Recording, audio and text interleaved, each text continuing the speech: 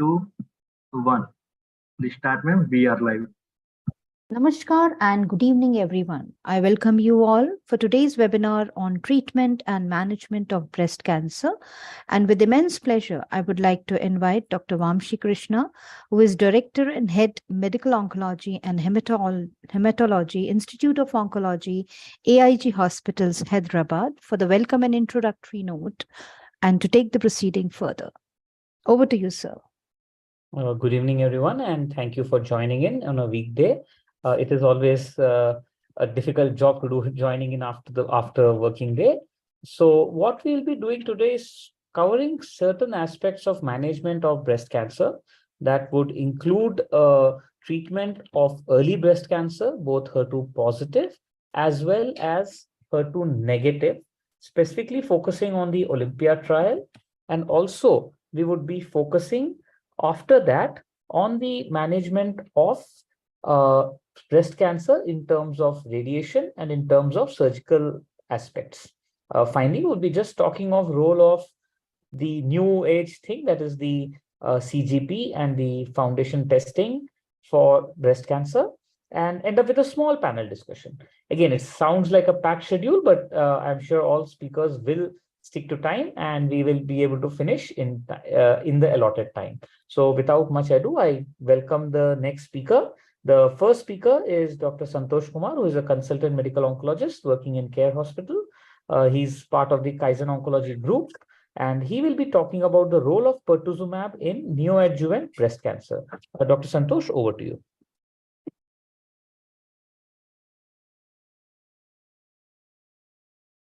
So good evening, everyone. Thank you, Dr. Vamshi Krishna, sir, for giving this opportunity to participate in this August symposium. So will I be able to share this, share my slides?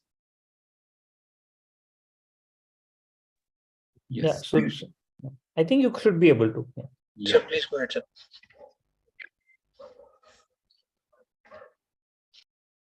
So I think I'm seen visible and my slides are movable. So with this, I'll move ahead with the presentation. So what I'll be dealing with is neoadjuvant treatment in HER2 positive, special focus on dual HER2 targeting, and also what are the newest things that have come in this arena. So to start with, as we all know, HER2 positivity, the standard HER2 positivity, the point of re-emphasizing this is now we are evolving into a new subtype of breast cancer. Previously, we have triple negative, HER2 positive, and hormone positive. But now, with the evolution of newer agents, we have low HER2 also. So standardized guidelines, IHC 3+, IHC 2+ with FISH positivity is standard HER2 that we are discussing today. But there are many newer avenues in lower HER2 where when there is HER2 2+ with FISH negativity or HER2 1+. There is tremendous role of this. The important difference between low HER2 and HER2 positive is HER2 positive clone depend entirely on the HER2 amplification for its advantage on tumor multiplication. Whereas in low HER2, HER2 is a target that we can exploit in targeting by using advancing agent. That is the difference in low HER2 and HER2 as per the understanding today. As we all know, from these various subtypes of breast cancer, HER2 rich or HER2 enriched is one of the major subtypes that could be with luminal positivity or negativity. And based on various, from the level of genes to the level of expression, we have understand in detail the etiology of HER2 positivity. One major point that I have to tell you is, whenever we see the analysis of the HER2 gene amplification in HER2 positive cases, its area is very closely attached to an area known as TROP2. So this area is also very anthracycline sensitive. So that is the second thing. Previously, neoadjuvant therapy, we used to think in scenarios where the patient are inoperable, where we tend to make them operable. But there is evolution of the meaning of the neoadjuvant therapy. Now we are increasingly using neoadjuvant therapy in those patients who are deemed operable with a plan to improve the pathological CR that in turn translate to long-term improvement in the progression-free survival, and in fact, overall survival also. For improving this pathological CR and identify those patients for whom additional therapy would be beneficial, then we employ neoadjuvant strategy, both even in the HER2 and the HER2 negative cases also, especially the triple negative. We have agents where we can exploit those patients who are poor responders and provide the benefit of evidence to our patients. So now the role of neoadjuvant therapy is, yes, of course, locally inoperable or advanced, we have to give neoadjuvant, but even in EBCs, early breast cancer, we have to attain pathological CR, and those subgroup where pathological CR has not been achieved, we have to exploit these agents and then convert them into long-term survivors. So as we all know, neoadjuvant therapy facilitates surgery by shrinking of the tumor, both in the primary and axilla. Whenever, even after neoadjuvant therapy, when axilla there is reduction and lymph nodal volume, we can avoid axillary dissection, and it improves the long-term quality of life, especially reducing the lymphedema rates and all. And we all know neoadjuvant therapy improves the pathological CR. In few of the clinical trials, the pathological CR in HER2 positive is reported as tuned to 72 to 74% also. But the average, the pathological CR with dual HER2 agents that is reported is 55 to 65%. And the most important thing is the response-adjusted therapy that I was discussing. We have very good trials, response-adjusted therapy after neoadjuvant therapy in two settings.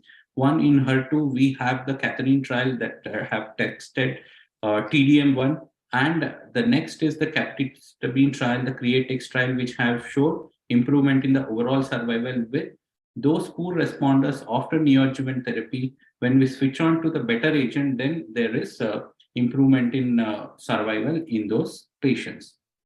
So neoadjuvant therapy gives us an opportunity to see how is the responsiveness of the tumor, who is the good biology tumor and who is the bad biology tumor. Neoadjuvant therapy could be in the form of chemotherapy, endocrine therapy in patients where it's hormone positive, in special scenarios where we use, and even in the HER2. So response is by pathological CR, and in endocrine therapy, whenever we use a neoadjuvant therapy, we sometimes do repeat biopsy for evaluating of change in Ki67, and also that depicts in long-term overall survival and disease-free survival. So there was a lot of discrepancy in definition on pathological CR. Initially, they considered only response in the primary. They did not consider response in the axilla. But now there should be no residual disease in the breast and axilla, and there should be no in situ disease to call it as a pathological CR. The point I'm emphasizing is previously conducted trials, the Germany, Japar's trials and all, they have variably used various definitions for their own pathological CR in their clinical trials. That is the reason sometimes we would find the difference in pathological CR in some of the different clinical trials. This is because their definition of pathological CR is somewhat different compared to the latest recommendations. The thing we follow is YPT0N0, even absence of in situ cancer is what we follow. That is from the German breast group. This is the pathological CR, true pathological CR, no disease in the breast and axilla that we have to follow. So what are the pivotal neoadjuvant clinical trials in HER2 positive that has paved a pathway for further advancement? So whenever any agent comes in the metastatic, we employ in the curative setting. In neoadjuvant, we have very strong data. Although in adjuvant area, the data has not yet been simulating. We have the age-old NOVA trial, which has established the role of trastuzumab in the setting of neoadjuvant setting. As we can see here, in the NOVA trial, the neoadjuvant trastuzumab significantly increased the pathological CR, this to the tune of 65%, merely by the addition of trastuzumab. That is, if you can see the blue bar with the addition of trastuzumab, you can see the pathological CR with a narrow confidence interval of 43 to 84 increased compared to 26%. And as I told you, this has simulated in the long-term improvement. We can see the widening of Kaplan-Meier graphs in both, and with long-term separation and long-term, there is no unity. So it also implies that we have to use as early as possible in the disease spectrum in the neoadjuvant scenario. So it has showed EFS and OS trend towards OS. So now thing is, if we are achieving pathological CR, that is a long-term landmark for improving of overall survival. Can we improve the pathological CR and in turn translate that to increase? Now comes an important agent, pertuzumab.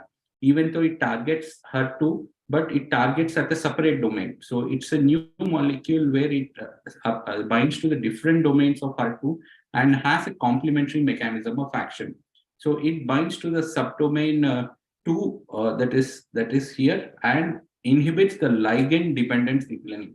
So even after binding of a ligand, that signaling is inhibited. But trastuzumab binds to subdomain 4 and independent the ligand independent intracellular signaling. So even though they act at the same receptor, there is subtle difference in the mechanism of action. So the both are complementary, the trastuzumab and pertuzumab, and their additive cardiotoxicity is not so much increased compared to a single agent. So they have beneficial effect in terms of combined activity, and the combined toxicity, especially the cardiac thing, is not yet more. Sometimes patient would have more of diarrhea with combination of this, but that is manageable.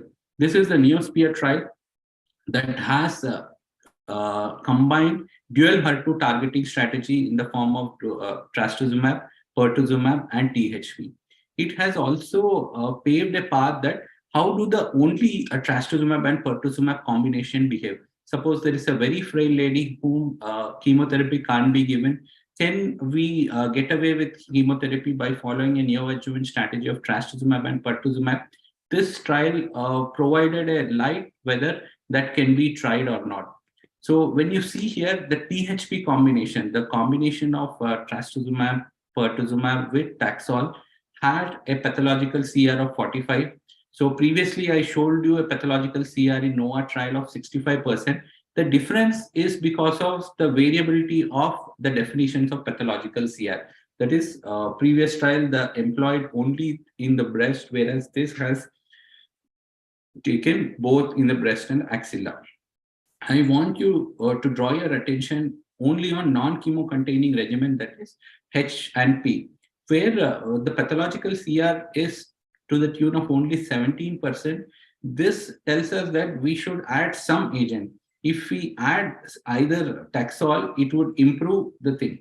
So although HP is a potential very good combination, but the pathological CR is not so great as expected.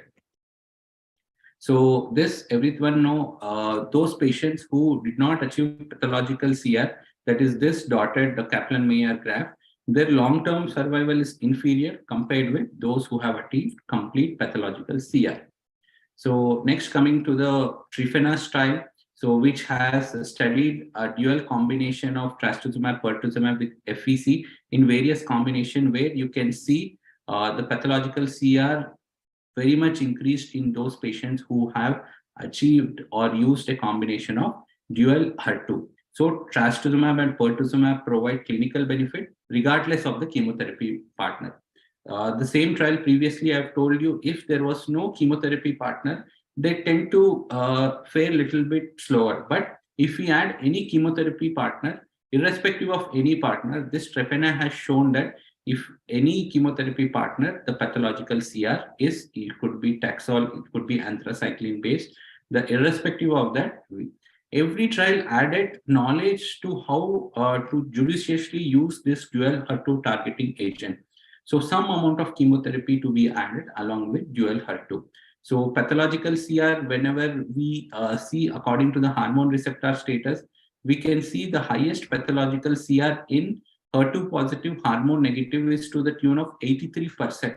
So the hormone receptor slows down the biology of the tumor or aggressiveness of the tumor. So the response to this dual combination is little bit low compared to this.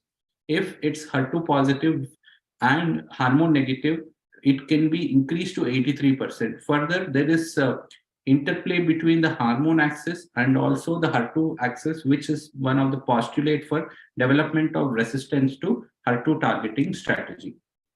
So as we all know, dual HER2 chemo-free regimens that we are discussing In the Neosphere trial, it was only 16%, but in the other trial based on variability of definition, it's not more than 30%. So some amount of chemotherapy is added if we use them alone in a neoadjuvant strategy.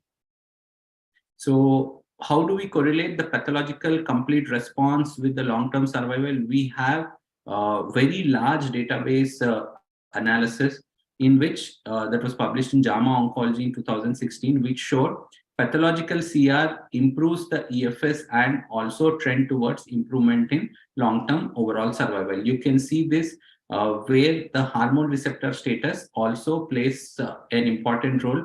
Hormone receptor positivity tends little bit resistance towards those patients. You can see here favors pathological CR is those patients who have negative hormonal status, that is this one. Those patients who have positive hormonal status tend to do little bit inferior, but I would not say very, very low. So this is the pool analysis of all the neoadjuvant trial, which has again reiterated the fact that the best responder for dual HER2 blockage is those patients who are HER2 positive and hormone receptor negative scenario, where you can see almost flat pathological line, and patient who achieved a pathological CR has better long-term outcomes than those who had residual disease irrespective of hormone receptor status. So then if we see the 3-year EFS in patients who achieved pathological CR by treatment modality, so this is what it has shown. EFS is to the tune of more than 90%. You can see here 87, 92, and 95. So those patients who had a pathological CR tend very good if it has been achieved. So EFS appears to be the highest in those patients with PH, and effect appears to remain after adjusting from imbalance in baseline risk factors. Same is reiterated in the NCCN guidelines of 2022, where the preferred pathway is dual HER2 blockage. TCHP is what we follow, and if you use an anthracycline, Taxol, and HP, that is what we have to use. So what is the newest thing in this area? Recently, all of you know, San Antonio Symposium is going on. There was a very interesting publication that was one of the plenary publication in San Antonio, where in HER2 low, where either they defined HER2 low in the study as if there is HER2 2+ with negative FISH or HER2 1+ by IHC. In those scenario, employment of a neoadjuvant strategy, trastuzumab deruxtecan, has produced pathological CR to the tune of 85 to 90%. So it is one of the latest, and things tend to change further with more employment of such agents in the neoadjuvant strategy. HER2 low is an evolving field where a lot of changes have been expected. In the near future, we would be seeing more utilization of deruxtecan in the frontline setting. One more thing, as we have the FESGO, that is subcutaneous route of trastuzumab and pertuzumab, we can even employ in the neoadjuvant strategy where the patients could have completed the chemotherapy in shorter time and they can continue and going to the home. That improves the quality of life. The longer in the hospital, it was showing in many quality analysis that the limited hospital stay improves their long-term quality, and it is one of the important marker in oncology where the quality of life is what also we have to provide. Deruxtecan is showing its titers in very, very thin. Although the combination of pertuzumab and trastuzumab hasn't shown very significant pathological CR when they have used without chemotherapy, we have few data from ADAPT and ATTEMPT trial, which simulated in very, very small breast cancers. But possibly in future, deruxtecan in various combination can give us an alternative where we can go ahead with chemo-free regimens. For now, trastuzumab, pertuzumab is the standard of care in the neoadjuvant strategy, which improves pathological CR, shown to have long-term benefits. In future, yes, HER2 no, and we have to employ more subcutaneous to improve the quality of life. With this, I'll end my talk, and I would once again thank the organizer, Dr. Vamshi, and the other organizers for giving this opportunity. Thank you. Thank you, Dr. Santosh. I think you covered the whole gamut of neoadjuvant HER2 quite well and talked about the role of Perjeta. And honestly, and as a clinician practicing and looking at the responses that you're getting when you add pertuzumab with the trastuzumab, it's quite heartening. I mean, we have patients who have responded quite dramatically, and PATCR rates are certainly higher. Though, of course, in India, we probably need to have a collaborative effort to know the actual numbers. So next, if I could call Dr. Suresh Babu, sir, to just say a few words of introduction and set the ball rolling on the whole agenda. Thank you, Amshi. Sorry for the late entry. See, I think next the talk is regarding HER2 negative early breast cancer management. I think we know the benefit of chemotherapy in a breast cancer do give a very good survival data, but this has been the question in early breast cancers, especially hormone receptor positive and HER2 negative breast cancer. In them, the chemotherapy benefit, absolute benefit could be modest. So there has been a lot of discussion whether who is the suitable patient for receiving, adjuvant chemotherapy. What is the real benefit? Is really it is going to give survival significant overall survival benefit or not? So there has been a lot of debate in hormone receptor positive or HER2 negative early breast cancers. So when we give chemotherapy or any therapy to these patients, we take into a lot of things into consider, like in stage, other histological, other high risk factors. So it's very important in these patients that we categorize and who are the patients who require proper adjuvant therapy or the treatment for the therapy rather than patient who doesn't require. So with recent Olympia trial, which came in November, the survival showing, I think this made the BRCA positive early breast cancer more interesting. So to decide on the adjuvant or any further treatment in a hormone receptor positive or HER2 negative patient has been a challenge to decide who are those patients who require further treatment and who are those patients who doesn't require. So now I welcome Vamshi, who is going to talk about this. I think he's going to enlighten about this topic and what are the recent updates happening and what we have to follow when we are treating early hormone receptor positive and HER2 negative breast cancer. Over to you, Vamshi.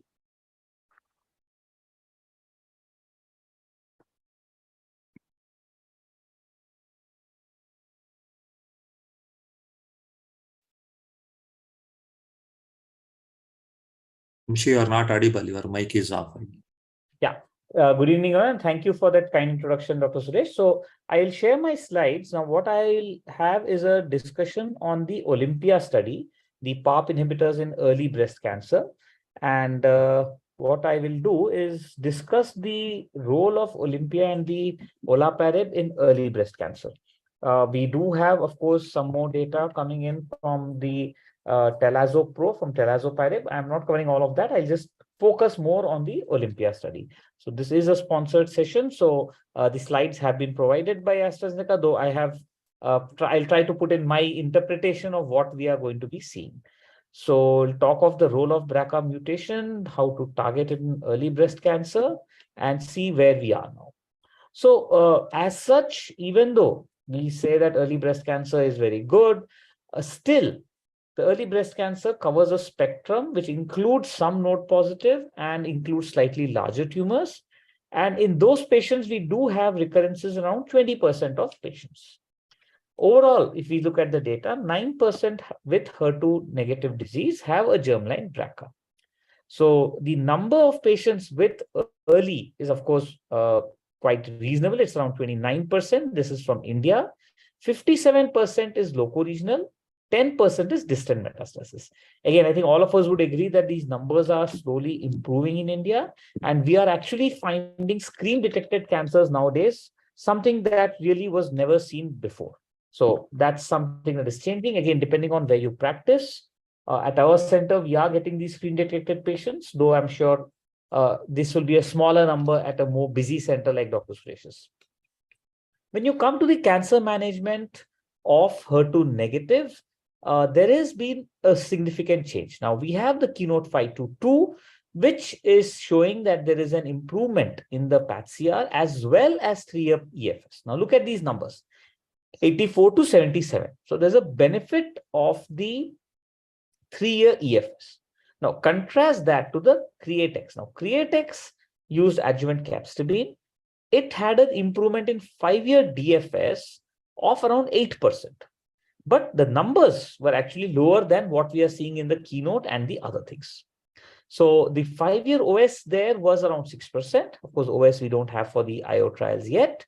The IMpassion 031 also improved the PathCR regardless of the PDL1, but the number of the PathCR was around 57%.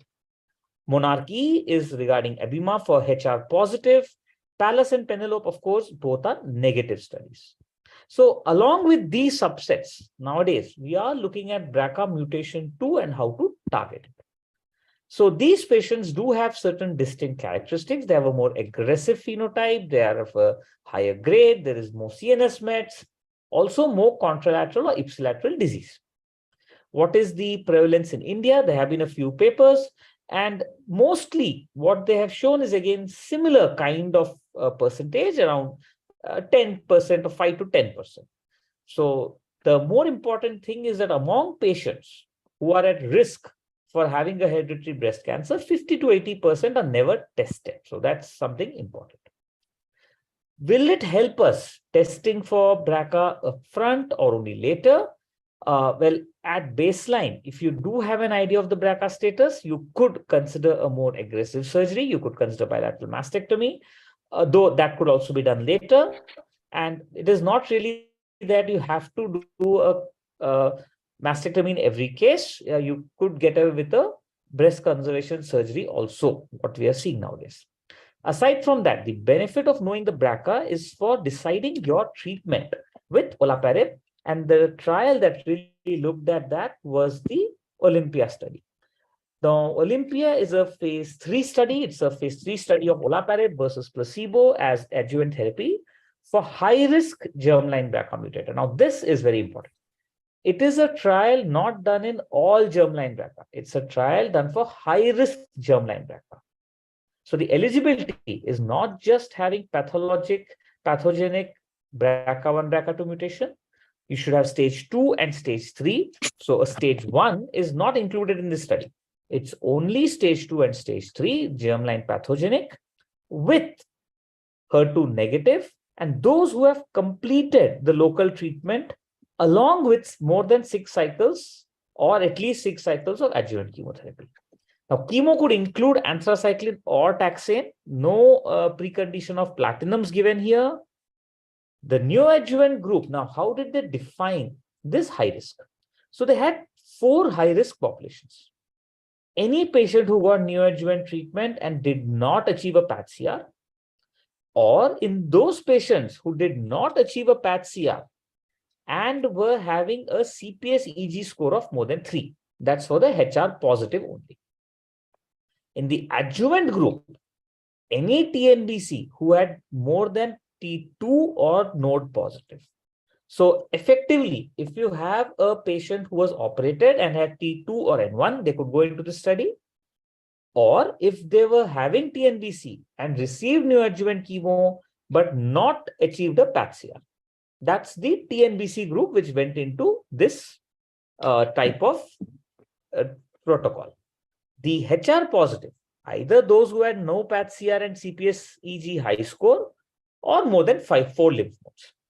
Now, this 4 lymph nodes is something that has also been seen with your abemaciclib trial and the NATALEE trial for ribo. So this is essentially a high-risk group. Now, after this treatment was completed, then patients were randomized to olaparib or placebo. Key endpoint is IDFS. Now, IDFS has been accepted as per the STEEP criteria as one of the endpoints. So that's fine as it goes. Secondary endpoints are, of course, the DDFS and the OS. 1-year treatment with placebo or olaparib. So the most important take-home message is this part. Not every TNBC goes into the study. Not every HR positive and BRCA positive patient goes into the olaparib. I think that's something we need to remember. So the high-risk criteria, again, 82% were actually triple negative. And this is what they were supposed to have: axillary node positive, N1 and above, or T2 and above. If neoadjuvant, no PathCR. HR positive, only 18%. But in that, you should have had at least 4 lymph nodes if adjuvant chemo, or with neoadjuvant, no PCR with CPS EG score. Now, what is the CPS EG score? It's a slightly more refined prognostic categorization. You use clinical stage, pathological stage, receptor status, and nuclear grade. Remember, this is not the total grade. This is only the nuclear grade. So this combination of points tells you what CPS EG score you are. So why the CPS EG score? It has been shown previously that those patients on a meta-analysis, those who had a higher CPS EG score would relapse earlier. So that's why they have used this CPS EG score. Typically, it is used in clinical trials. We have still not started using it overall. Now, in the Olympia study, 920 patients approximately in each arm, well-matched BRCA1 most common, 71, BRCA2 only 28, premenopausal 62, postmenopausal 37, and around 4% had bilateral breast cancers. Neoadjuvant chemo given in 50, adjuvant in 50. Anthracycline and taxane was around 94%. So mostly there were anthra and taxane given. So by and large, all the chemos that have to be given were given to these patients. I think that's the take home again for what I would be looking at. Now, olaparib reduced the risk of invasive disease recurrence by around 42% when you look at the numbers. More than the numbers, the hazard ratio matters. It's 0.58. You have 0.41 to 0.82. And you have a 3-year DFS rate, IDFS rate of 86 versus 77. Compare this to what we saw with our Monarchy. Compare this to what we saw with our Creatix. The difference is around 8.8%, which is significant. More interestingly, the curve that starts off is maintained right through and through. So we have an 8.8% difference that is maintained through and through. Now, this is also maintained at the 4-year follow-up, which is 82.7 to 75.4. Again, a difference of around 7.3%. So this is something that we should be pretty happy about. Now, at 3 years, more than 7% patients were free. A longer follow-up confirms this benefit. OS benefit was there of around 3.4%. Confidence intervals are a bit high. 3.4% is a bit high, but the hazard ratio is 0.68, close to unity, but it's maintained. So I personally feel, as time goes by, you are going to see an increase in this hazard ratio. Your confidence intervals are going to shrink up possibly a little bit more. Incidence of second primary cancers was less than half. Consistent benefit across all IDFS groups, including HR positive, BRCA1, BRCA2, prior platinum. Now, prior platinum again is very wide, but then numbers also are not too huge. It's only around 240 and 240 in each arm. So overall, response seems to be there across all subgroups. The overall survival benefit is also maintained at all across all arms. 70% patients completed per protocol. Dose reduction was seen in around 18%. And the reason, as can be expected, was usually the adverse events. 10% discontinued due to adverse event, which is fairly okay. AE is mostly mild and moderate in the olaparib arm. So 1 year of adjuvant olaparib maintained the global health status and the HR QOLs. So when you look at different types of targeted therapies, it is important to note that, the EFS has always been around 3 to 5% to 6 to 8%. And that's what even Olympia is showing us. So this is one of the treatment algorithms where patients who have a TNBC with BRCA mutant would probably get adjuvant olaparib. Will this group benefit from capecitabine, or should you use capecitabine? Well, we don't know. Is this the group which would benefit from IO? Well, again, open question. But we do know that if it's BRCA wild type, you still could give pembro if it was given pre-op as a neoadjuvant, and you can consider adjuvant capecitabine as well. For HR positive BRCA mutant, well, use adjuvant olaparib. If it is BRCA wild type, adjuvant abemaciclib is what we would be suggesting. This is a kind of a treatment algorithm. Again, just a rider and a caveat, not all HR positive BRCA mutant will go there. Remember those high-risk features that I told you. There's no easy way to remember them. I think you just have to kind of check each time whether your patient is fitting in. So to conclude, Olympia was the first trial to report a clinical benefit of the olaparib as an adjuvant treatment, with 9% more patients having recurrence-free at 3 years. 1 year adjuvant olaparib reduced risk of recurrence by 42%.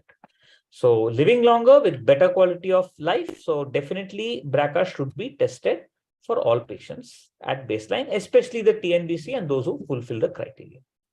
So thank you. And if there are any questions, maybe we can take it in the chat box. And I would probably request Dr. Rajiv to give his remarks and his expert comment on this. Good evening, all. First of all, I congratulate both the speakers emphasizing their part. It is a difficult task to conclude this topic in a 20 minutes time. Regarding the HER2 positivity and Perjeta, Santosh Kumar has really emphasized. He is not only emphasized the pathological complete response, but also the outcome with the molecule, newer molecules, and even the administration route also. So more and more molecules are coming into the picture. So they have, we are dissecting it out, the subset of the patients, and giving the maximum benefit to that, with the maintaining the quality of life. That is, he emphasized pertuzumab use along with the other standard chemotherapy. And he is also, the data says that with chemo, without chemo, the things are not working with the targeted therapy. So coming to the Vamshi, that is also one subset. Previously, we are looking at BRCA mutation. It is more of a preventive thing, but where we fit these things into the therapeutic and transforming into the patient outcome, we really emphasize the olaparib usage also. And it is not a dream that everybody can get, because many molecules are coming into the picture. So most of our patients can benefit with these molecules. So I end my expert comment at this level. Most of the scientific data and scientific things, they are emphasized. I don't want to go into that. Thank you for giving us this opportunity. Thank you.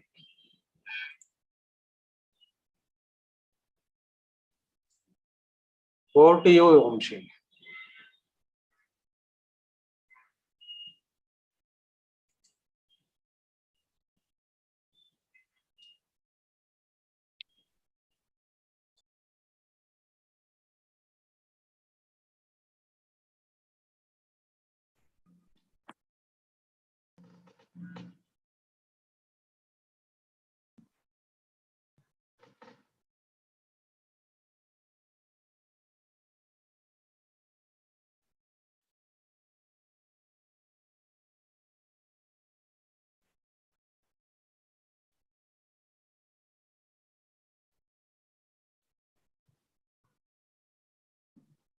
So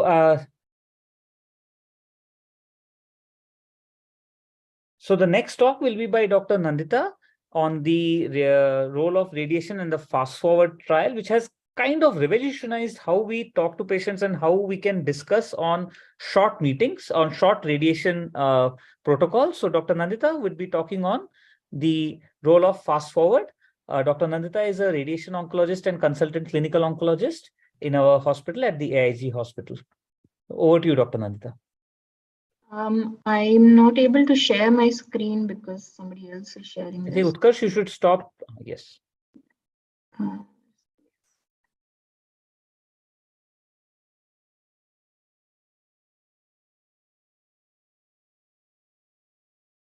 you able to see my screen? Yes, ma'am. Okay. Just make it full screen, ma'am. Yeah. Yeah. Okay. So my topic today is radiotherapy, the fast forward way. So like the actual name suggests, the trial as well is named as the Fast Forward trial. So we'll talk a little bit about this trial and how it's influenced current practice. So just to start with, this is a statement given by the RCR, the Royal College of Radiologists, which says that there is no indication anymore to use more than 15 fractions for breast, chest wall, or nodal areas for standard adjuvant treatment of the breast. So if anybody is still using more than 15 fractions, you need to change. It's about time we changed, because even the 15 fractions is likely to become obsolete in future. Now, this statement was based on several trials which involved multiple thousands of patients. These were called the START trials, START P-A-B Canadian trials, which proved that 15 fractions was just as good as the standard 25 for multiple scenarios of treating breast cancer. So to start with, way back we used 25 fractions, we then came down to 15 fractions, and now we can offer just 5 fractions of radiotherapy, which is just 1 week of treatment to a certain section of patients.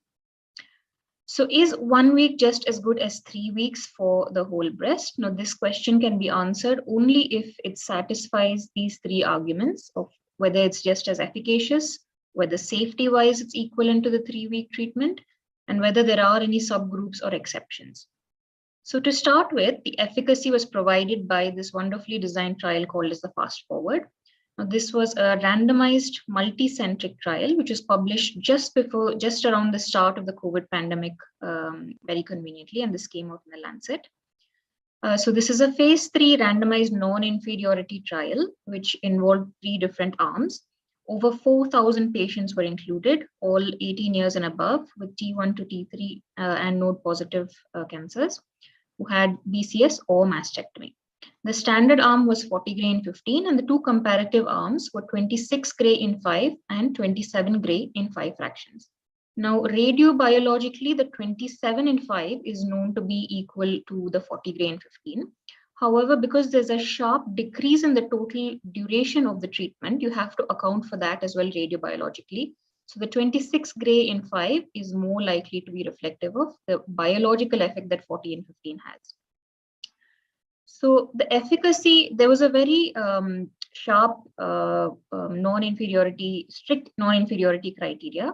Even an excess of 1.6% of ipsilateral breast tumor relapse would have proved that this was this was inferior to the standard group of 40 and 15. But as you can see in the following graph, the relapse rates of the experimental arms of 27 and 26 gray are actually looking a lot better than the standard arm of 40 gray and 15, although it was not powered to detect superiority. So what it definitely proved was that the experimental arms were non-inferior to the standard 40 gray and 15 fractions.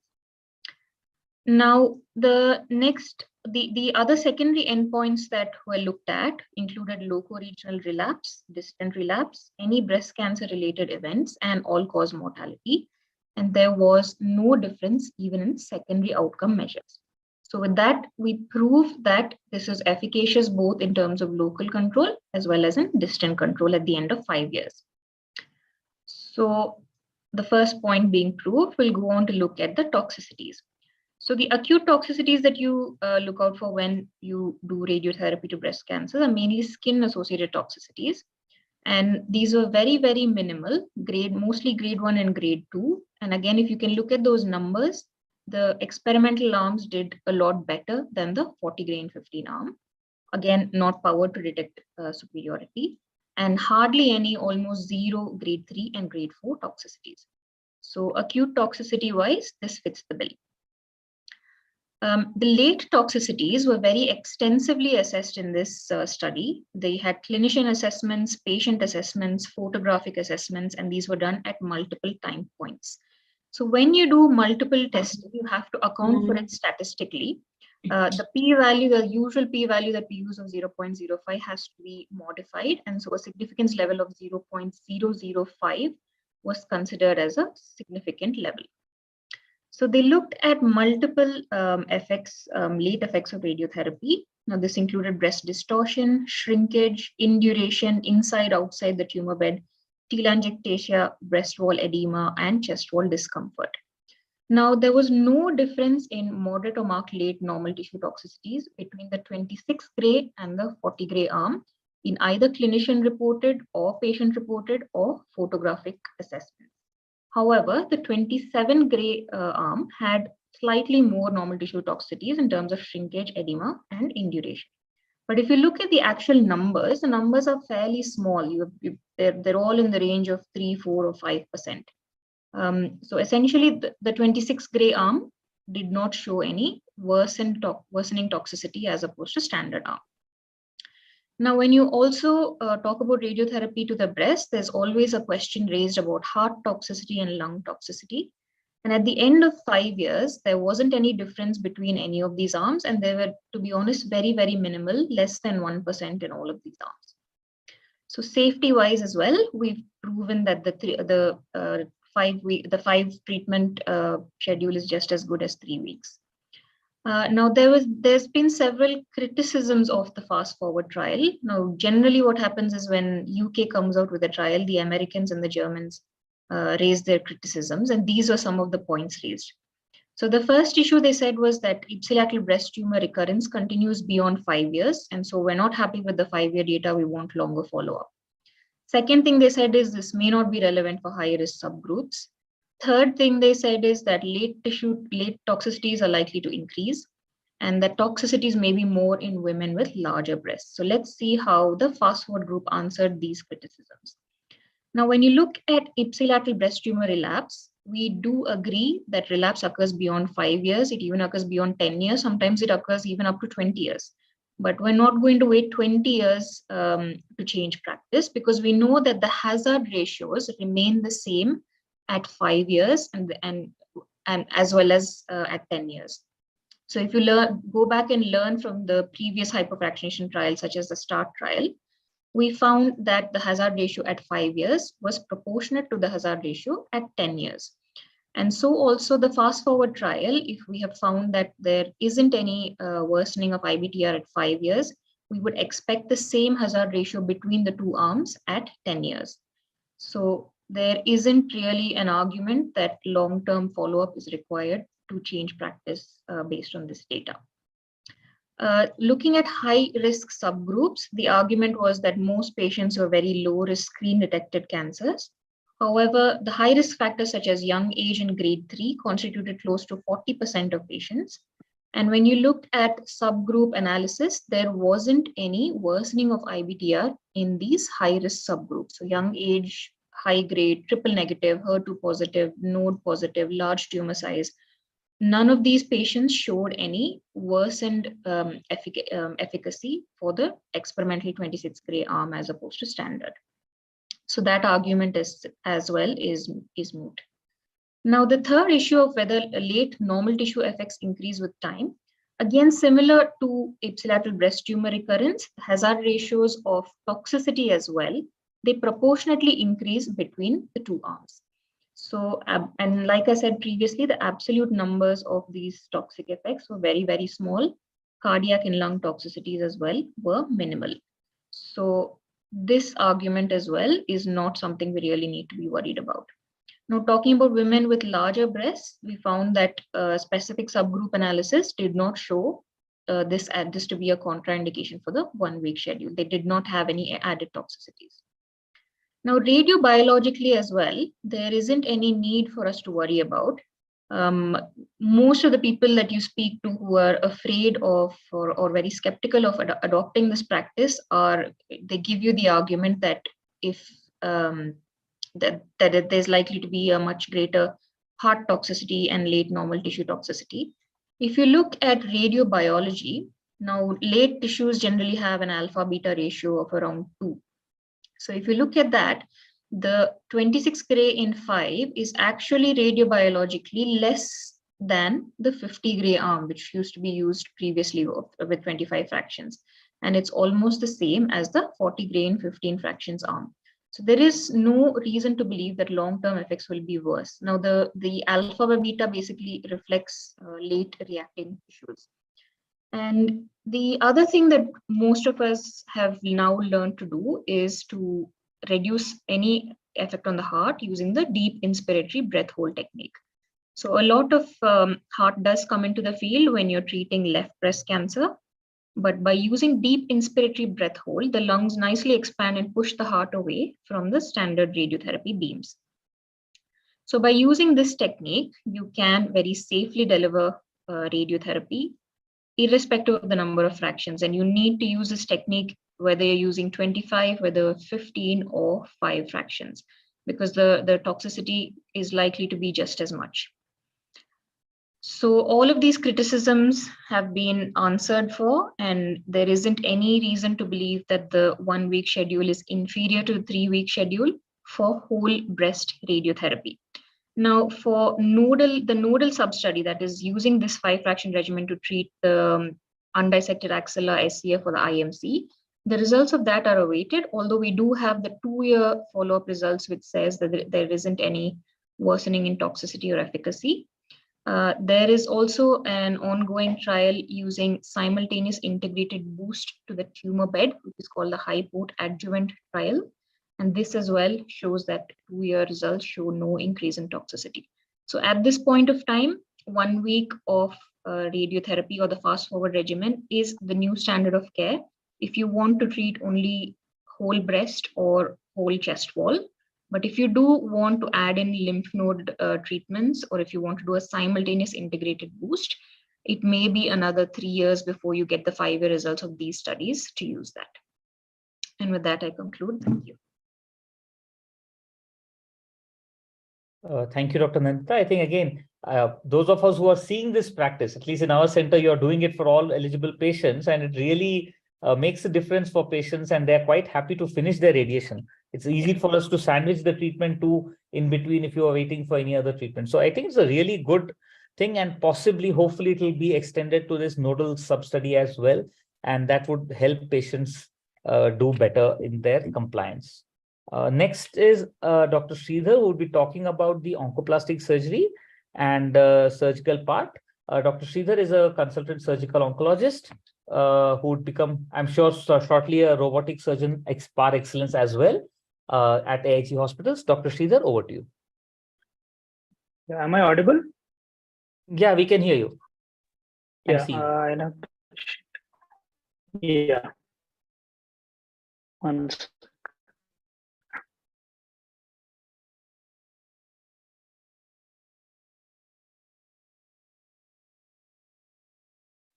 I don't think. Is my screen visible there? I think there are some Hello, probably. No, sir. Yeah, No, I no. think. Yeah, I think this You is have to share the partly screen, because- sir. Yeah, just 1 second. I think there's some issue with my computer. I think I sent you this one, right? Utkarsh, can you share Dr. Sridhar's slides? Yes, I'm just sharing. Okay.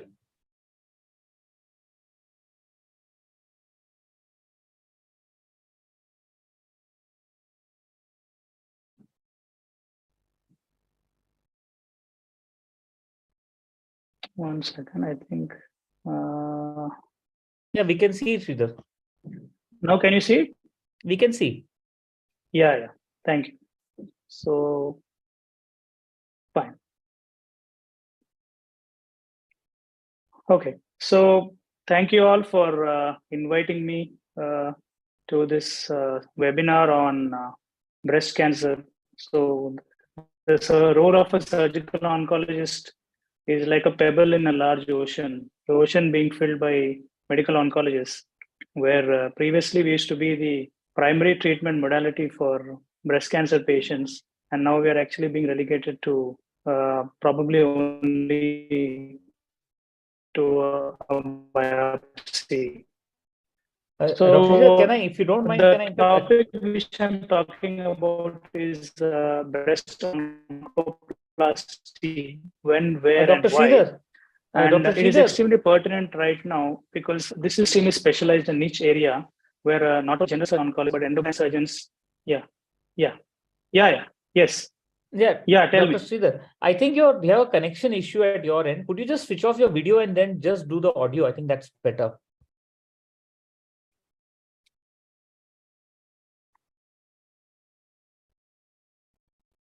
Okay. Is it better now? Yeah, better. Much better now? Okay, fine. Yeah, better. So the evolution of breast cancer management, especially breast cancer surgery, is going hand in hand with the change in the so-called theories for breast cancer treatment. So the initial Halstedian concept was to completely remove the breast along with all the areas in which the tumor could spread. This would result in the so-called radical mastectomy, which was extremely distressing for the patient and functionally also not acceptable. Then we moved on to Emil Fischer's concept of so-called lymphatic embolization, who said that as soon as the tumor becomes palpable, say about of a size 1 or 2 centimeters, then because of the lymphatic embolization, it already becomes a systemic disease. And therefore, the treatment of all solid tumors should be actually systemic first and not local treatment. And now we have moved on to what is known as a spectrum hypothesis, where not only is there going to be some form of systemic treatment for oncological cancers, but also the role for the humble surgical oncologist in treating the local disease. So next slide, please. So this has resulted in the change in the practice. You can see that in the first slide, this is what the classical radical mastectomy by William Halsted would have resulted. There is complete removal of the entire musculature of the breast, the pectoralis major, the pectoralis minor. The overlying skin is completely excised, and since the defect was very large, it has been reconstructed with a graft. And later on, we have moved on to the modified radical mastectomies, in which we give a nice transverse seawards incision within the bra line. The pectoralis major muscle is preserved, and the axilla is cleared by either dividing or retracting the pectoralis minor muscle. And there is not much of lymphedema, and functional and cosmetic outcomes are good. And later on, when Umberto Veronese came up with his path-breaking trial, the NSIBP B32, and proved that we could do breast conservation surgeries almost with the same overall survival as modified radical mastectomies and acceptable local regional recurrence rates, breast conservation surgery became the standard of care. Next slide, please.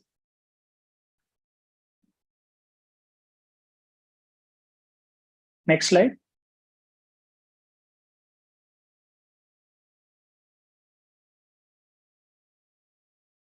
Yeah, so coming on to oncoplasty. So this is now a branch which has come into its own, and it is a branch which combines the knowledge of both oncology and plastic surgery. And the term oncoplasty was coined by Dr. Audrich, who was a German surgeon in the year 1993, and which literally means mold the tumor, where oncos means tumor and plasty means molding. And it was him who actually came up with the seminal concepts of oncoplastic breast reconstructive surgery that we are doing right now. So the goal of oncoplasty is to achieve histologically negative margins while ensuring adequate breast cosmesis and aesthetic outcomes. Next slide, please. So oncoplastic breast surgery is defined as using favorable scar orientation and placements, performing significant soft tissue rearrangements, and a reconstruction of the contralateral breast to achieve breast symmetry. So this is also very important because not only is the involved site or the involved breast which is at hand here, but we also have to do so-called reduction or augmentation mastoplasties to attain good breast symmetry. So the aim is to achieve a wide excision which is oncologically safe without compromising on functional and cosmetic outcomes. Next slide, please. So what is the indications for oncoplastic reconstructions? So in any patient who's actually going for breast conservation becomes a potential candidate for oncoplastic reconstruction. And I will enumerate about this in the future. But in general, when the volume of the breast tissue removed is more and the breast size is less, or when the nipple requires some form of recentralization, then these are the patients who actually go in for oncoplastic reconstructions. Next slide, please. So why oncoplasty? Why not traditional breast conservation? So in general, when the tumor size is small, an excision would produce a defect, which is generally filled up by what is known as the seroma. So this seroma in the olden days used to be left to be absorbed by the body over a period of time. and all breast conservation surgeries are followed by radiation. So this would result in not only a contracture, but the degree of contracture and the extent of the contracture would not be in the hands of the surgeon. So this would result in unexpected or unsightly scars. There would be a pull on the overlying skin, the adjacent nipple area complex, as well as in the underlying chest wall. And therefore, in this day and age, any defect which would result from a breast conservation should not be allowed to heal by a simple seroma. And this is why we moved on to the so-called oncoplastic breast surgery. Next slide. So there are two factors which are involved whenever we plan for oncoplastic breast reconstruction. These are the patient factors and the tumor factors. Next slide, please. So the patient factors are obviously the size of the breast.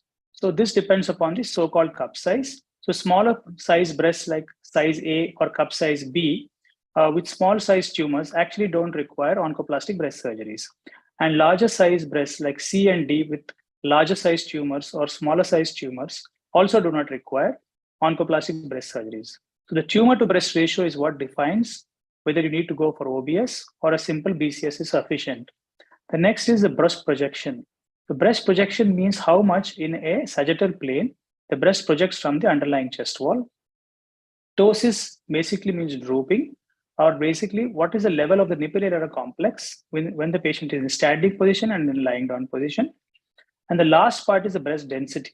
Essentially, the American College of Radiologists have defined the breast density mammographically wise into A, B, C, and D, where A and B are highly glandular breasts, whereas C becomes basically fatty breasts. So because the breast conservation surgery and OBS, that is oncoplastic breast surgeries, involve a lot of breast mobilizations, these can be done only in dense glandular breasts, but not in fatty breasts, because it would result in excess amount of fat necrosis. Next slide. So the tumor factors. So this depends upon the location of the tumor, whether it is located in which quadrant and whether it is located in a single quadrant or multiple quadrants, the nearness of the tumor to the nipple area complex, and as I said previously, the size of the tumor with respect to the size of the breast. That is the tumor to breast ratio. Next slide, please. So the current concept of oncoplastic breast reconstruction was given by Dr. Krishna Klaw, who came up with a seminal paper in the British Journal of Surgery in 2012. And he came up with a concept of quadrant-based reconstructions, different quadrants mandating different types of reconstructions, and also a complexity-based reconstruction algorithm. Next slide, please. So the quadrant-based reconstruction basically says that you can see this graph. In the x-axis is the percentage of the breast which is going to be excised, and on the that is the y-axis, and on the x-axis you can see the weight of the tissue which is going to be excised. So, for example, if the tumor tissue is going to be about 300 to 400 grams, and the percentage of breast tissue which is going to be excised is less than 5%, then this would be sufficed by a simple wide local excision. Whereas as the volume or the percentage of breast keeps on increasing, then we have to go into what is known as volume replacement procedures. And for extremely large excisions or large size breasts, we have to do what is known as therapeutic mastopexies or therapeutic mammoplasties. So what is mastopexy and what is mammoplasty? So mastopexy basically means a breast lift, whereas a mammoplasty basically means that there is breast contouring which is going to go on. Next slide, please.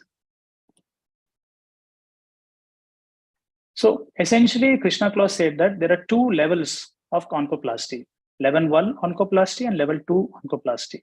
So level 1 oncoplasty essentially is when the amount of breast tumor which is going to be removed is about 20% of the total breast volume. These can be replaced safely by what are known as volume displacement procedures. That is, a partial mastectomy can be done. The smaller defects can be replaced by the native breast tissue itself. It does not require flaps or implants. And these are examples of the level 1 oncoplasty procedures. And I will go into them in the further slides. Next slide, please. So the steps which are common to all oncoplasties are obviously a good preoperative preparation and informed consent, taking good amount of photographs before the surgery, both in the sitting position as well as in standing position, and then doing what is known as a skin incision and undermining dermal flap. So the incision depends upon the location of the tumor with respect to the nipple area complex and the center of the breast. And the first step is what is known as a skin undermining, wherein which the surgeon undermines the skin flaps all around in a mastectomy plane. This is followed by the wide excision, going directly from the skin or the nipple area complex down to the underlying chest wall in a conical fashion. Next step, next slide. And this is then followed by what is known as raising glandular flaps. That is, the remaining gland is mobilized towards the surgical defect and it is approximated by sutures. And finally, this is followed by what is known as nipple recentralization. Because we are raising flaps all around, and because there is a cavity which is going to be closed by undermining the glandular tissue, the scar which is going to form will cause a tug or a pull on the nipple area complex in the direction of the scar. So in order to give a counter action, what is done is that an ellipse of tissue is excised in a contralateral counter incision fashion, and the nipple is then recentralized in order to give a good cosmesis. Next step. Next slide, please. So these are a few examples of what is known as type 1 or level 1 oncoplasties. So the first incision or the commonest incision is what is known as a parallelogram incision. So we can see that in this particular patient, the tumor is in the left upper quadrant at 12 o'clock position. And instead of giving what is known as an elliptical incision, we have given what is known as a parallelogram incision. The advantage of a parallelogram incision is that it avoids the dreaded dog ears, which produces an unsightly scar. So in this, as you can see, the patient is undermining in all directions. The ellipse of skin is excised because once the tumor is gone, this amount of skin will become redundant, and the patient undergoes wide excision starting from the nipple down to the chest wall, and the defect is closed by our glandular advancement. Next slide, please. So a modification of the parallelogram incision for tumors which are located at the 9 o'clock position, or rather in this patient, the 3 o'clock position, is known as a lateral segmentectomy, wherein which a similar parallelogram incision is given close to the nipple, close to the axillary fold, and we do a wide excision followed by glandular advancement. Again, the cosmetic outcome is quite good. The next slide, please. So bat-wing mastopexy. So you can see that in this incision, the tumor is very, very close to the nipple area complex. And therefore, rather than going for radial incisions or incisions which are along the Langer's lines, what is done is we give an incision called as a bat's wing incision, wherein which the tumor along with the margin is given, and we give a radial scar in a 6 o'clock to 12 o'clock position, which produces less deformity on the nipple area complex. Next slide, please. So for tumors which are in the central part of the breast, that is the directly deep to the breast, these used to be traditionally absolute contraindications for breast conservation surgery. But multiple trials, including randomized controlled trials, have proven that just because the tumor is located deep to the nipple area complex, it is not an absolute contraindication for breast conservation surgery. Although if the tumor is within 2 centimeters of the overlying nipple, then most of the time the nipple area complex has to be sacrificed. So for central breast excisions, we use what is known as a crescentic mastopexy, wherein which the nipple area complex is removed in a crescent fashion or in a curvilinear fashion, and it gives a reasonably good cosmesis. This is then followed by what is known as a Grissotti flap, wherein which a glandular flap is raised from the 6 o'clock position, and the nipple or a newer nipple is reconstructed at the same site, and the areolae undergoes tattooing. So for central breast tumors, we can use what is known as a Grissotti flap. The next slide, please. So reduction mastopexies, this is actually one of the most common form of breast oncoplasties or level 1 oncoplasties. For example, here we can see that this is a left-sided breast tumor, which is located at the 6 o'clock position. So we use what is known as a superior pedicle mastopexy. That is, the entire tumor is, or the entire surrounding breast is being supplied by a blood vessel from the 12 o'clock position. And by using a series of dermoglandular flaps, the 6 o'clock position tumor is excised and the surrounding dermoglandular flaps are medialized so that we can go and finally get a good cosmetic outcome with a radial scar along the inframammary crease. Next slide, please. So donut mastopexy, this is, as the name suggests, it is like a donut. So this is used for tumors which are slightly close to the nipple area complex, either in the upper outer quadrant or in the upper inner quadrant. So next slide, please. So you can see that the tumor here is located in the upper inner quadrant. So the incision is given in a periolar direction close to the areola, and the skin is undermined towards the lateral extent of the tumor. Next slide, please. Next slide, please. So you can see that once the tumor is removed by a circumferential periolar incision and by performing a purse string suture, we can actually get only a single scar around the nipple area complex while removing quite a big amount of tissue close to the NAC. Next slide, please. So for tumors which are in the lower inner quadrant, this is actually an area which used to be traditionally result in poor scars, because what would happen was what is known as a bird beaking or a parrot beaking, because the volume of tissue which is there in the lower inner quadrant is extremely less. So any amount of excision would result in contracture and pulling the nipple area complex down in a 6 o'clock direction. This would produce what is known as a parrot beaking or a bird beaking deformity. And this has now been circumvented by what is known as a J-plasty. So the incision is given like a J, and the more amount of breast tissue which is located in the lower outer quadrant is used to replace a defect which is caused by a defect in the lower inner quadrant. So this is known as a J-plasty. Next slide, please. So level 2 oncoplasty. So this is again a concept given by Krishna and Clough when he said that if the volume of tumor which is going to be excised is more than 20% of the breast, then a simple refashioning or reimagination of the local tissues is not going to produce a good cosmetic outcome. And instead, what is required is known as volume replacement rather than volume displacement. So the commonest flap which is used is the ubiquitous LD flap. So you can see this patient had a left-sided breast cancer, which is involving almost the entire breast, only sparing the nipple area complex. So an LD flap was raised posteriorly and used to produce a beautiful outcome while sparing the overlying nipple area complex. Next slide, please. So implants. So implants are actually a non-autologous or an allogenic form of reconstruction, which is a topic into itself. So in general, for patients who do not want allogenic or autologous form of reconstruction, the defect can just be replaced by giving what is known as silicone gel or silicone saline-filled implants. So you can see here that there's a left-sided breast cancer involving the lower outer quadrant, and the defect is beautifully replaced by a contoured silicone breast implant. Next slide, please. And lastly, we move on to the perforator-based flaps.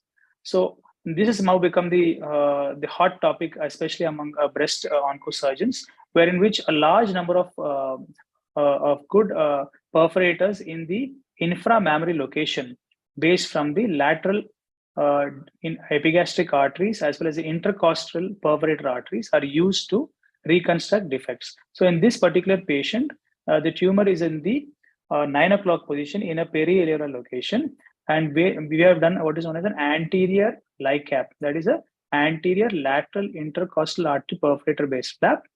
The skin overlying is deepithelialized, and then it is used to fill the defect. Next slide, please. So as I said, oncoplasty does not only mean that we have to reconstruct the ipsilateral breast, we also have to do what are known as reduction or augmentation mammoplasties so as to attain symmetry between the two breasts. So next slide, please. So this is done by a series of pinch tests. Next slide, please. So the nipple area complex is pinched at the level of the nipple And by making a use of vernier calipers, next slide, please. Next slide, please. So we can see that there is a lot of redundancy in the skin in the superior position, whereas there is not much of redundancy in the skin in the inferior position. So by making use of a series of pinch tests, we can do what are known as reduction mammoplasties so as to attain good amount of cosmetic outcomes and good contour match with the contralateral breast. Next slide, please. So how safe? So we have seen that there are two types of oncoplasties, type 1 and type 2, but whether they're actually safe as compared to the traditional BCS, there was a 2014 meta-analysis which was published, and it was found that the positive margins rate was actually only 12% as compared to 21%, with a good amount of re-excision rate, only 4% as compared to 15%. Whereas completion mastectomies, however, post-oncoplasties are slightly higher as compared to standard BCS, maybe because a recurrence which occurs in an oncoplastic breast may be having a poorer biology as compared to the standard BCS. Next slide, please. So there are certain complications associated because we are using a large amount of tissues which are being moved left, right, cranially, inferiorly. So flap necrosis is one of the commonest complications, with the standard rate being about 8 to 10%. The second thing is known as fat necrosis. So in patients who do not have glandular breasts, that is fatty breasts, a large amount of volume displacement should not be done because this would lead to devascularization of the fat and therefore necrosis. The third part is seroma formation. Sometimes dead spaces are formed in spite of the various flaps that we use, but these are quite small complications and can be managed conservatively. And last is the donor site morbidity and post-radiation fat necrosis. So this is something which we have seen, especially delayed, because patients actually go home well. The overlying skin would be normal, but once the radiation starts, then sometimes the underlying fat begins necrosing because of the post-radiation and arthritis. And this actually helps, prevents the clinician from coming to a diagnosis, because when we do an imaging, post-radiation fat necrosis looks very much like recurrence. So this is something which has to be dreaded, and therefore ideally we have to do good amount of on-table ensuring that there is good vascularity of the fat. The fat should be bleeding before the tumor is closed. Next. So the role of implants. So Dr. Vani Parmar has come up with a review article published in the Indian Journal of Surgery in 2022. And she said that the acceptance of implant-based reconstruction in India is extremely poor. And she has suggested that there is a wider acceptance of what is known as one oncoplastic surgeon dual role model, in which we can't actually in India use a technique where in which a surgeon does the surgery and then a plastic surgeon does a reconstruction, because patients sometimes get confused. The second is cost reduction. A lot of the implants use what is known as acellular dermal matrix, which is extremely costly, and therefore we have to use some form of innovative techniques like the oncoplastic procedures claimed previously. And we have to create affordable reconstruction packages, including in the insurance sector, which can absorb the cost of the implants. Next slide. So to conclude, OBS or oncoplastic breast surgery is safe, and it's an effective autologous breast reconstructive modality. The functional and aesthetic results are far superior than traditional breast conservation techniques, especially for large-sized tumor defects. But you do require proper training, and sometimes an involvement of plastic surgery is recommended, especially for complex recons. But we do need Indian-specific data to come to know whether it's safety in our patient population. Thank you.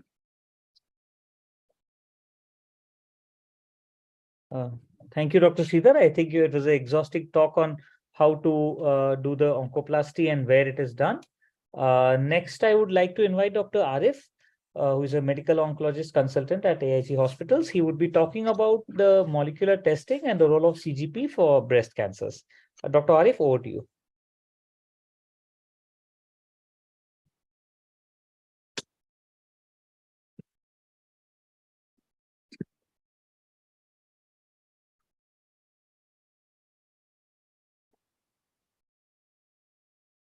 Let me share my slides.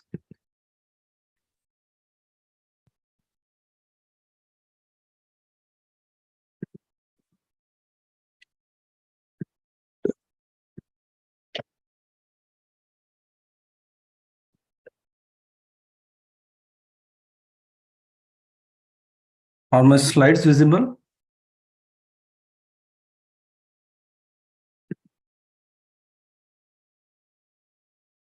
Yes, sir, it is visible.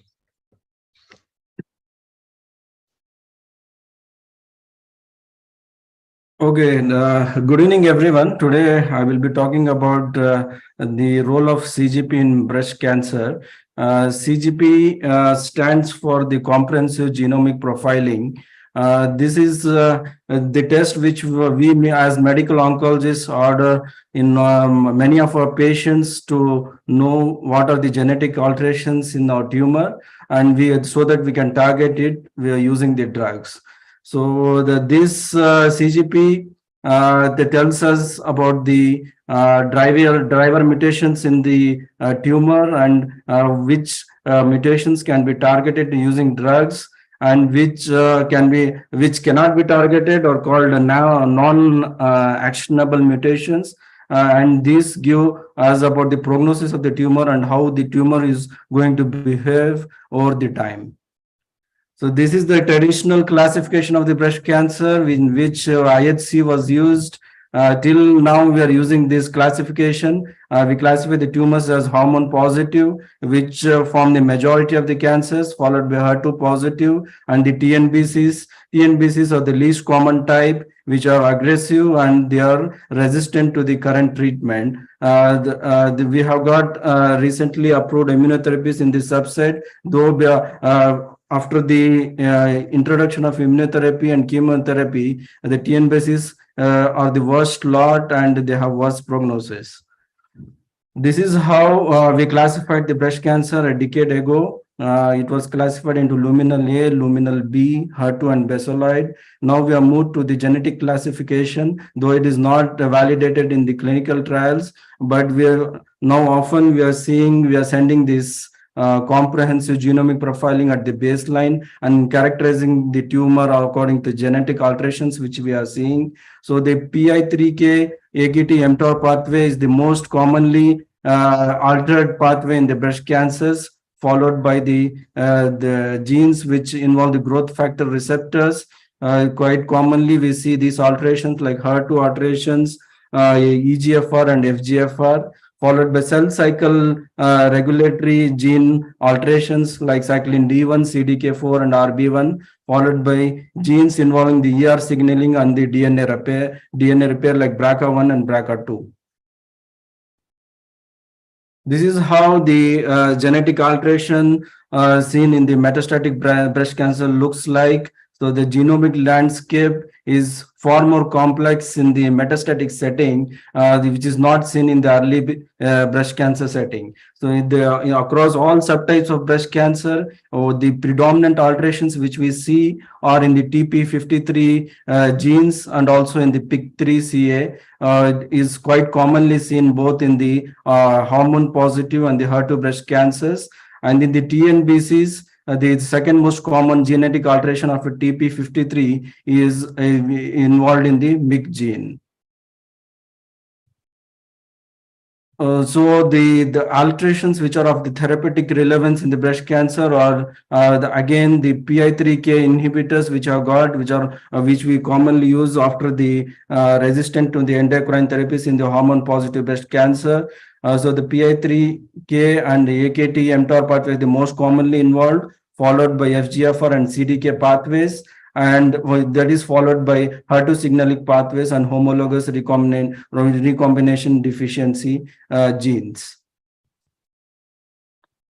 So we find quite oftenly also the alterations in the rare genes like BRAF.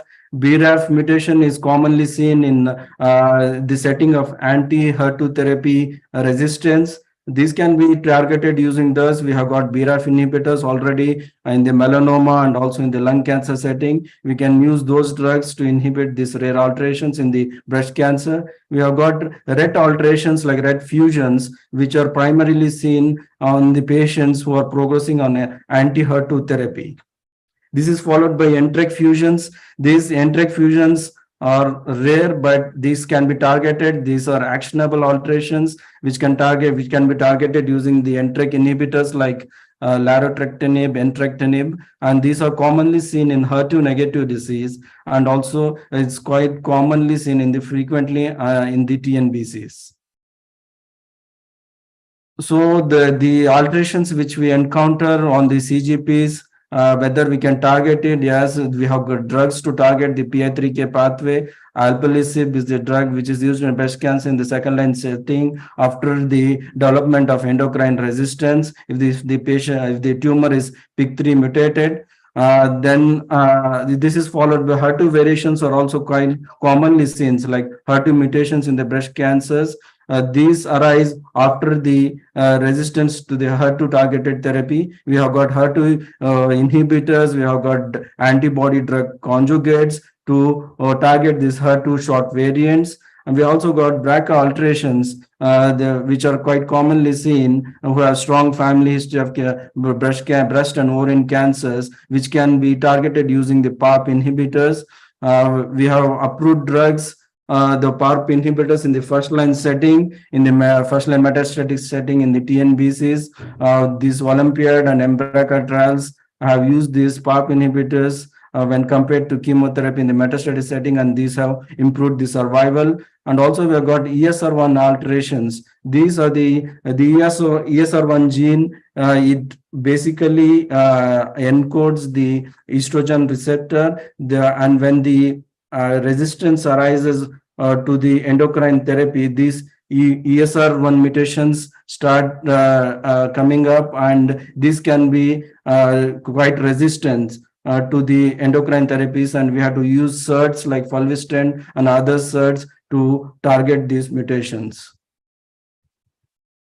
These are the trials which have been studied in the TNBCs, the AKT inhibitor trials. The first one is the Lotus, the second one is the PACT trial. The Lotus trial has compared the paclitaxel with the paclitaxel plus AKT inhibitors like ipatasertib, and also in the PACT trial, the chemotherapy is compared with the chemotherapy plus AKT inhibitor. When we see the outcomes, we can see that intent to treat population, we did not see any benefit. There was no survival improvement. The hazard ratios, though they were significant, the confidence intervals are crossing the line of unity, and so the AKT targeted therapy did not work in the intent to treat population. But when the subset analysis was done in the PIK3CA altered group, or AKT or PTEN altered group, it showed a benefit. So the AKT inhibitors work in the presence of PIK3CA mutations or AKT mutations or PTEN alterations. It has improved the survival. The progression-free survival has improved with a significant hazard ratio, and also the overall survival is numerically longer, though the confidence intervals are crossing the unity. It has shown a numerically improvement in the overall survival because of the lesser number of patients with these alterations which were included in this trial. So this again, the second AKT inhibitor trial, the Lotus trial, which also showed the improvement in the PFS in the PIK3CA altered group, though the OS also, though the OS was not significant because of the lesser number of patients which were included in this trial. This is again a first line trial which is still recruiting, and the results are not yet out, comparing the chemo with AKT inhibitor in the first line setting in the unselected and biomarker selected TNBCs. As we all know about this trial, the SOLAR-1 trial, this is a combination of AKT inhibitor with fulvestrant in the hormone-positive breast cancer, which has progressed on the prior endocrine therapy with CDK4/6 inhibitors.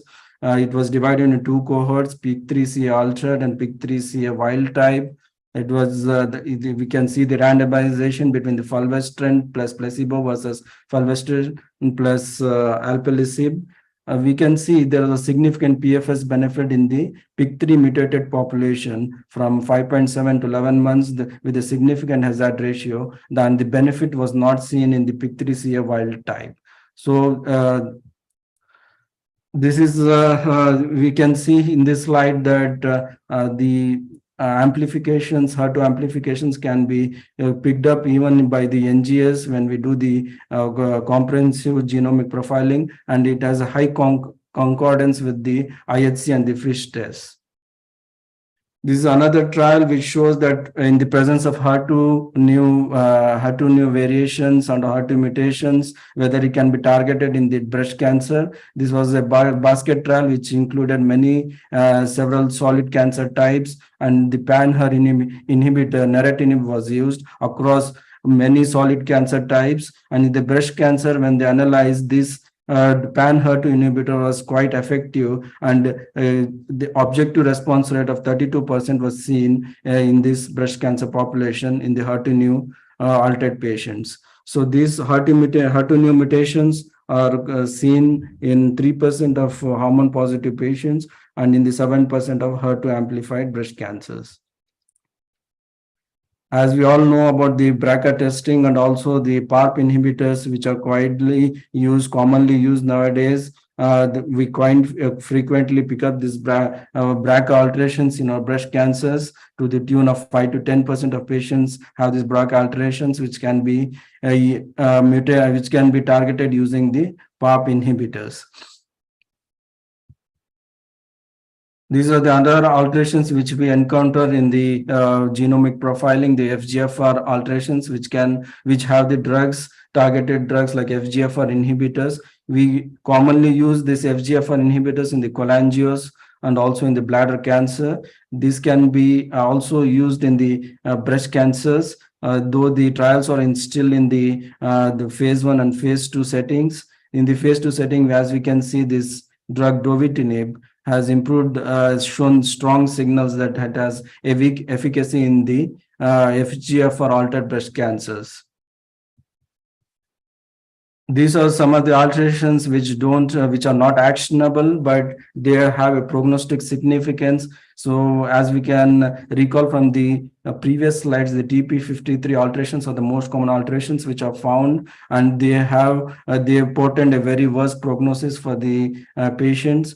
We have got also RB1 mutations, which arise as a mechanism of resistance to the CDK4/6 inhibitors. These RB1 mutated patients do not do very well, and the survival is worse as compared to the RB1 wild type patients.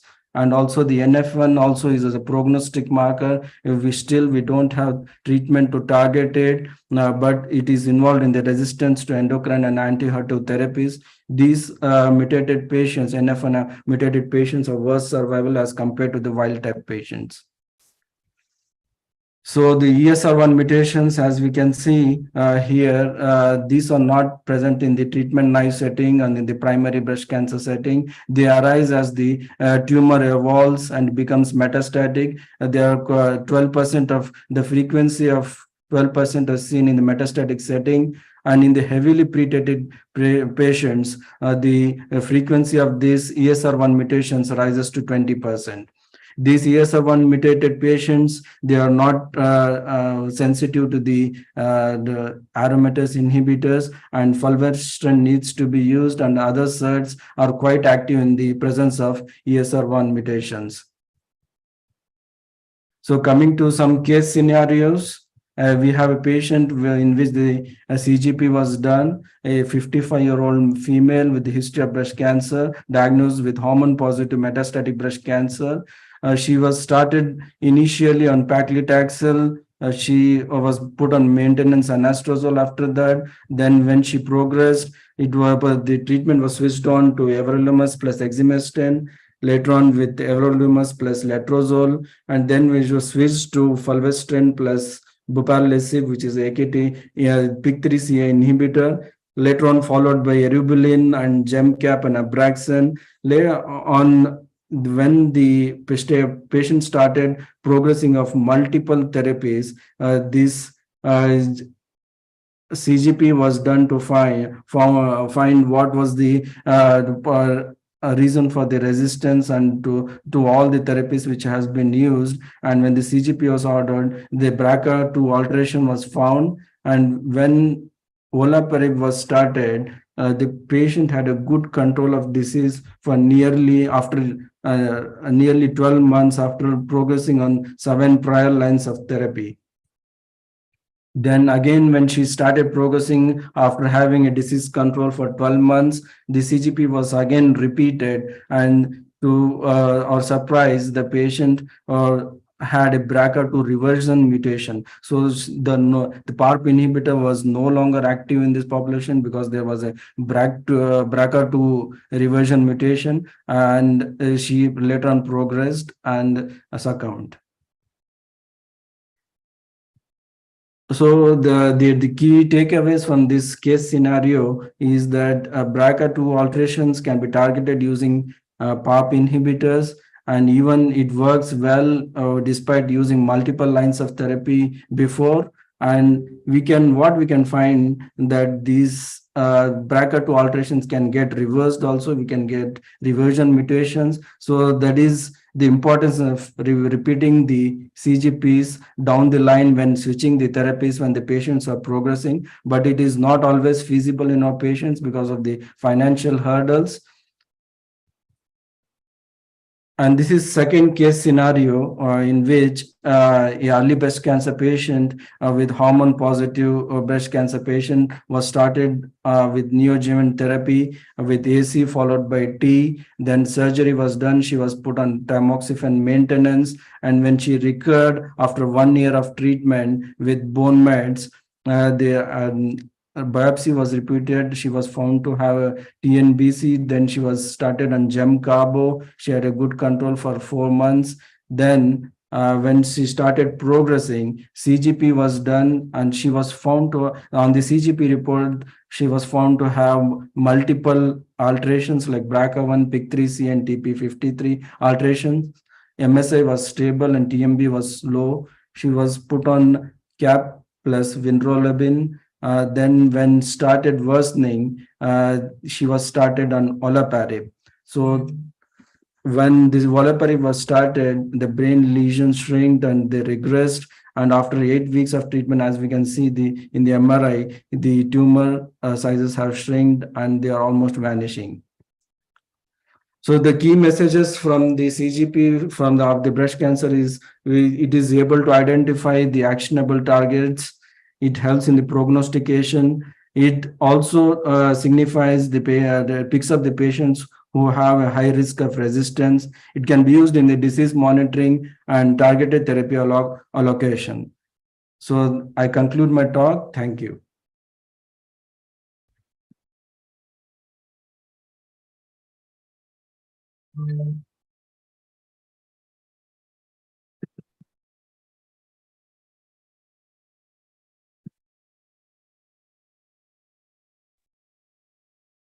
Thank you, Dr. Arif, for that excellent lecture on the foundation.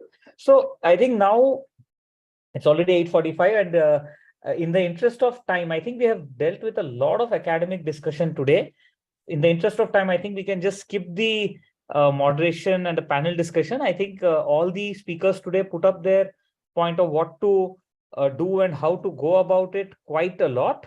So idea is nowadays in breast cancer, we are looking at two things. Even for early breast cancer, maybe intensifying therapy a little, trying to get to a better pathological CR, and thereafter de-escalating and avoiding medicines. That's one approach. At the same time, we now know that breast cancer is not one tumor. We have HER2 differently treated. We have HR positive being differently treated. We have TNBC being differently treated. We have to integrate all the available knowledge. In the adjuvant setting, we will need to add those particular targeted therapies or those particular regimens which are going to be going to give a longer DFS as of now, and hopefully will translate into OS. Immunotherapy is certainly one of those. Olaparib for germline BRCA mutant high risk EBC is one more of these options. By and large, the duration of treatment is increasing, but the outcomes are also improving. In line with this, we are also looking at de-escalating, especially for HER2 positive tumors, where we are not using, trying to reduce the amount of chemo and using only targeted therapies. Even in surgery and in radiotherapy, especially, we are trying to come down to a 5-day protocol, the fast forward wherever feasible, and in general, hypofractionation to reduce the time taken for the patients. For surgery, oncoplasty is the name of the game, trying to go for breast conservation when indicated and where the patients are comfortable. For metastatic setting, again, we have a huge number of drugs available. One of the interesting things to do is CGP, which will give us a guidance as to what targeted therapies can be used.